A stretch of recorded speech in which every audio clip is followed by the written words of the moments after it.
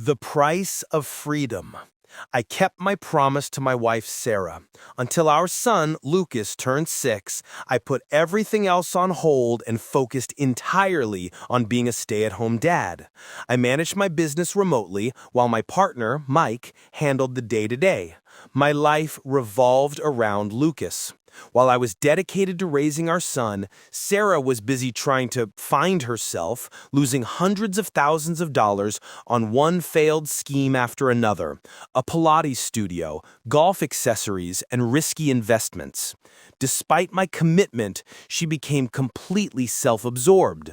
One evening, Lucas had a high fever. "I'm going to be late tonight," she said, her voice distant. "What about the doctor? You promised you'd take him." "Oh, I forgot. Look, I have a really important study group for my graduate school application tonight." "Sarah, I can't go. I have to be at the bakery for the new production line," I explained, frustrated. "Mike can handle it. Just take him to the doctor yourself." I couldn't believe her lack of concern. I took Lucas myself. That night, Lucas woke up from a nightmare. I put him back to bed and must have dozed off in his room. When I woke up, the house was silent. Lucas was asleep, but Sarah was gone. I went back to the living room and noticed the home office door was ajar. When I opened it, my world shattered. Sarah and Mike, my best friend of 20 years and business partner, were together. "Honey, wait, it's not what you think," she screamed. Mike stammered, "Look, Jason, I'm really sorry. It was a huge mistake." Two thoughts hit me, my cheating wife and my snake of a partner. All while my son was asleep down the hall. I was done. Divorce proceedings began immediately. She was demanding a significant settlement.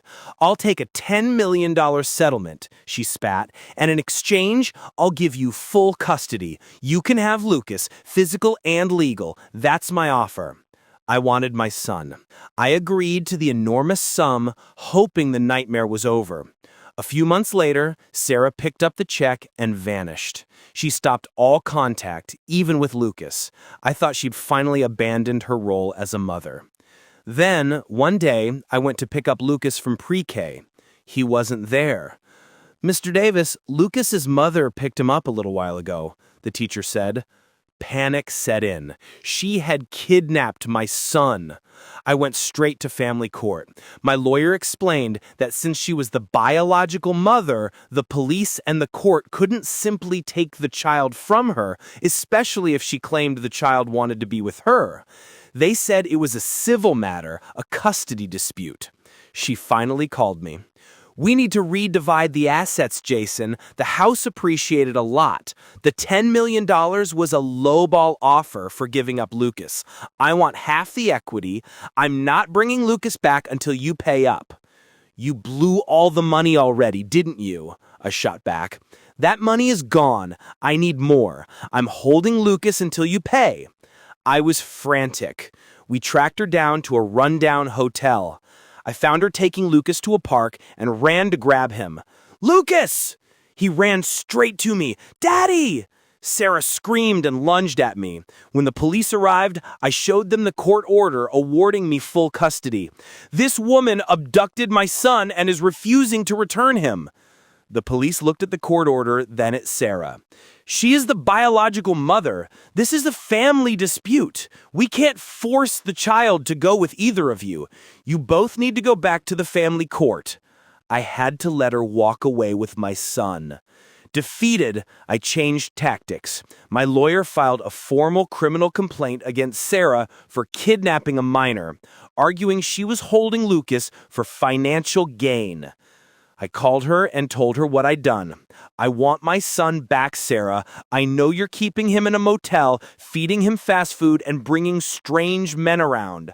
I had you followed. I know everything." "You had me followed?" she asked, with a tremble in her voice. "I will do whatever it takes. I will get a warrant for your arrest, and I will plaster everything I know about you, the cheating, the failed businesses, the men, all over the internet. I'm done being the nice guy." A few hours later, she called back. "I'll give him back. Just drop the lawsuit." I was cautious. I'll only drop it once Lucas is safely with me and you sign an agreement stating that any attempt to take him again will result in immediate criminal prosecution. A few days later, we met. Lucas ran into my arms. He looked thinner, but he was safe. "Daddy, I missed you so much!" "I missed you too, buddy. So much." After a difficult negotiation, I agreed to pay her a final sum of $20 million. The agreement was legally binding, stating I had sole custody. I knew she would try again. To protect my son, I sold my successful business and moved us to a small, quiet town several states away. We may not have the life we once did, but we have peace. Lucas is safe, and I'm a hands-on dad again. We are safe. Thanks for watching. Let me know your thoughts on this incredible story in the comments below.